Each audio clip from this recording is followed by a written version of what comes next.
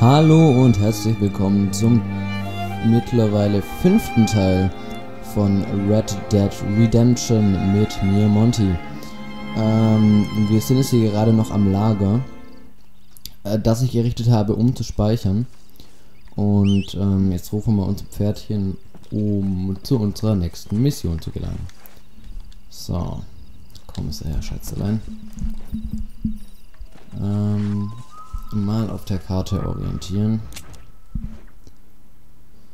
Was ist denn das? Amerikanische Begehrlichkeiten? Nee, das ist keine Mission. Okay, hier ist die gute Bonnie und der Nigel West Dickens, der vermisste Händler. Ich würde sagen, wir gehen erstmal noch zu der guten Bonnie und machen da die Mission fertig. Und kümmern uns danach um den West Dickinson. So, während ich hier reite, kann ich gerade mal die Gelegenheit nutzen, um darauf aufmerksam zu machen, dass ich bei Part 1 bis 4 in meiner grenzenlosen Intelligenz vergessen hatte, das Mikrofon als Audio-Input auszuwählen, weswegen ich mit meinem eingebauten Mikrofon vom Laptop recorded habe. Deswegen ist die Audioqualität so bescheiden. Ich bitte das zu verzeihen, ab jetzt wird's besser, hoffe ich zumindest. Diese Aufnahme sollte auch schon erheblich besser sein. Und während ich so viel gelabert habe, habe ich jetzt gerade mein Pferd die Ausdauer entritten quasi. So. Wird aber nicht schlecht hier. Was ihr vielleicht auch mitbekommen haben solltet, ich habe ein neues Kanaldesign und Avatar. Was heißt ein neues? Bisher hatte ich eigentlich noch gar keins, aber okay. So. Pferdchen, komm hier hoch.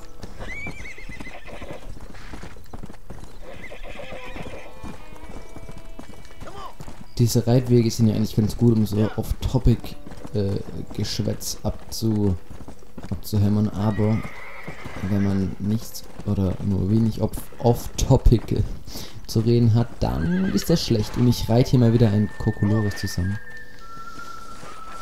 Es wird nicht besser. Komm schon.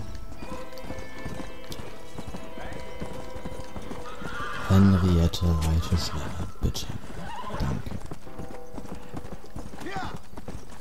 So, der gute Bonnie ist wieder im Haus, nehme ich an. Das heißt, nehme ich an, hier ist sogar das Kreuz. Und schauen wir mal, was sie uns dieses Mal zu bieten hat.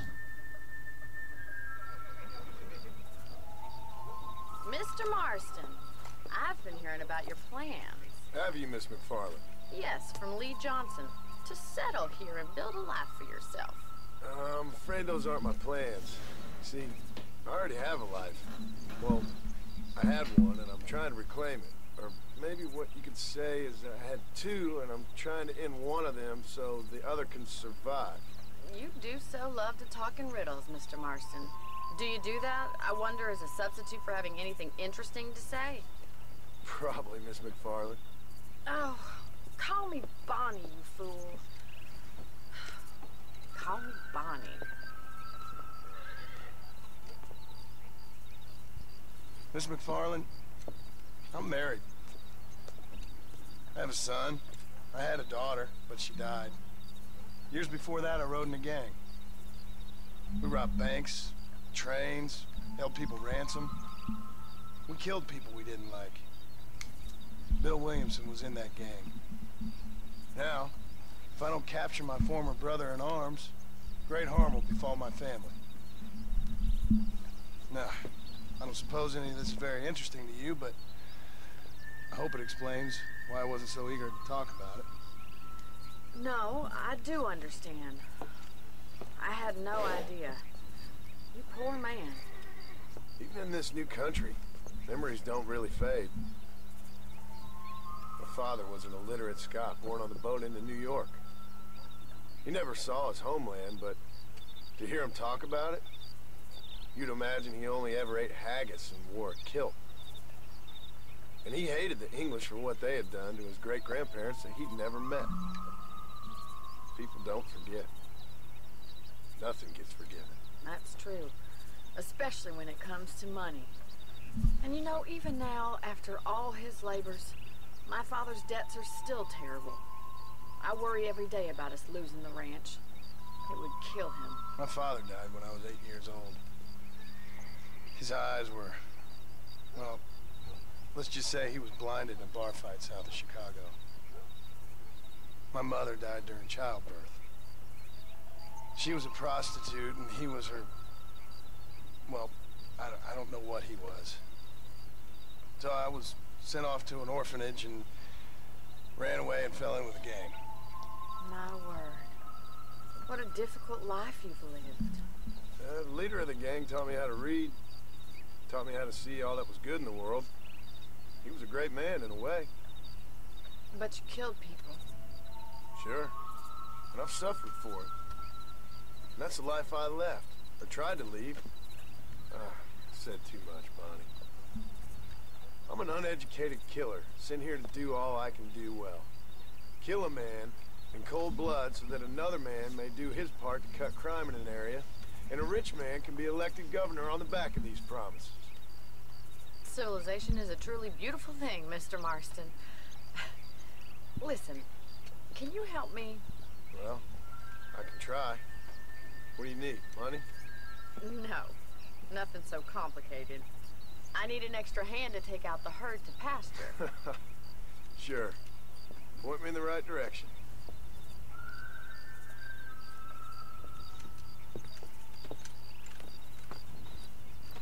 Also sollen wir jetzt wohl die Kühe zusammentreiben, oder wie habe ich das jetzt richtig verstanden? Na dann steigen wir mal auf unser Pferdchen. Warum kann ich nicht rennen? Ja, okay. Um mit Bonnie die Kühe zusammenzutreiben. Mal wieder sollen wir die Bonnie begleiten. Na dann machen wir das jetzt mal. Hope you understand now why I've been playing my cards somewhat close to my chest. Schon wieder so ein Konversationslied in betrachtlich schnellem Tempo. I ain't so sure about that, but thank you. Good to see you, Miss McFarland. Begib dich in Position hinter die Herde. So, treibe die Kühe aus dem Gatter. Wie treibe ich den? Einfach hinterherlaufen oder was? Na gut. Begib dich hinter die Kühe, um sie nach vorne zu treiben. Ja, das mache ich doch gerade. Das mache ich doch.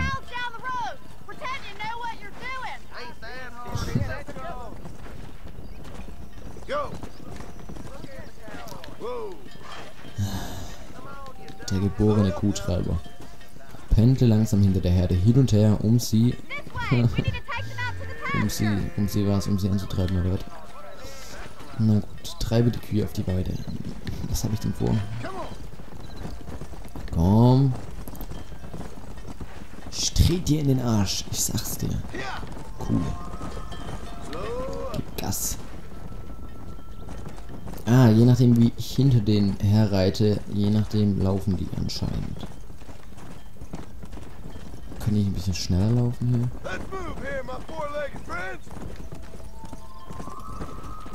Hopp, hopp.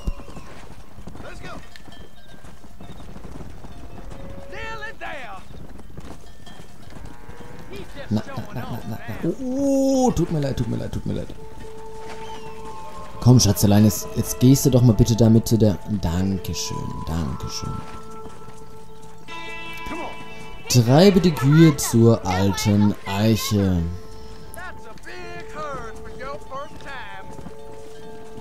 Wenn ich jetzt aber hier die nächsten 10 Minuten nur Kühe von A nach B treibe, dann wird das wohl ein mächtig spannendes Gameplay.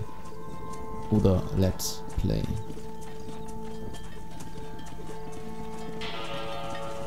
Kann ich euch auch ein bisschen so antreiben? Oh, schade. Moment, da war doch gerade einer dieser Dinge, die wir für die Scharfschützen-Herausforderung benötigen. Und... zack. Und du hast den ersten Level der Scharfschützen-Herausforderung abgeschlossen.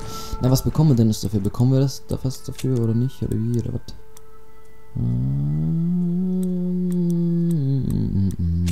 Hier. Nichts bekommen. Schieße 5 Kaninchen ab. Na gut.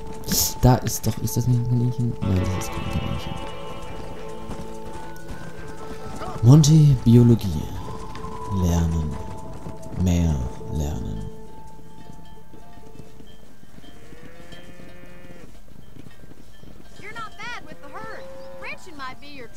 Natürlich, meine wahre Bestimmung. Viehtreiber, ganz bestimmt. Thank you, Miss McFarland. I'll see you later. I have work Der to do bedankt back sich at auch. the Oh ranch. Gott. Schon 250. Na gut, wahrscheinlich ist es gar nichts und lacht mich jetzt alle aus. Und ich aber $250 für so ein bisschen Banditen abknallen und Kühe treiben ist ja nicht schlecht, oder? Ah, fertig, okay. Gut. Dann wieder zur Bonnie für den nächsten Auftrag.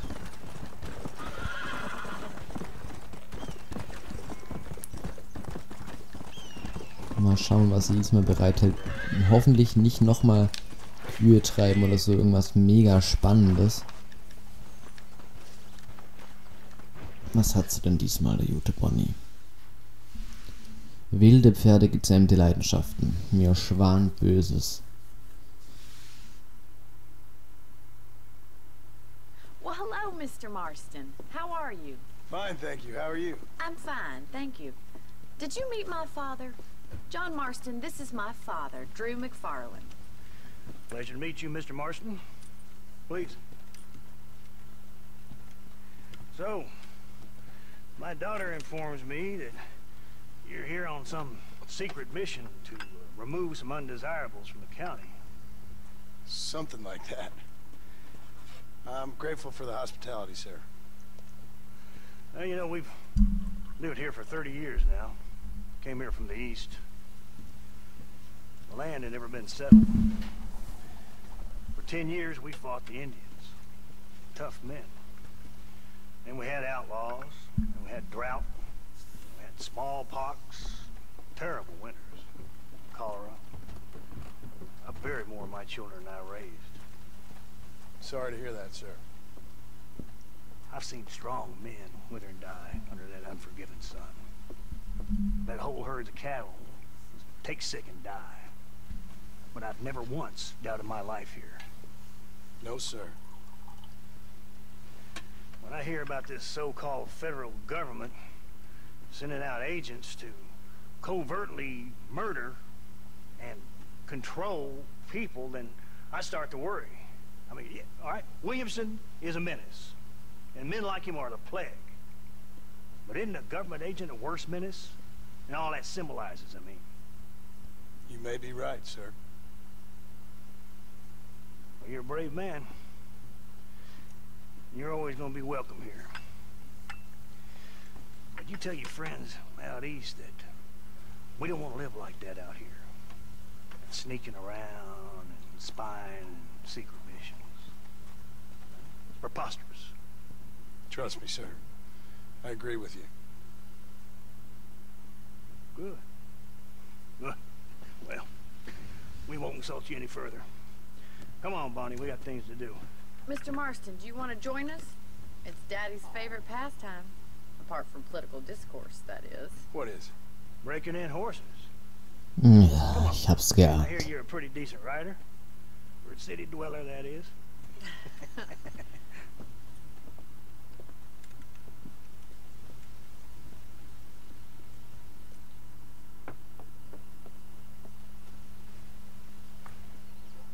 You're gonna need this, Mr. Marston.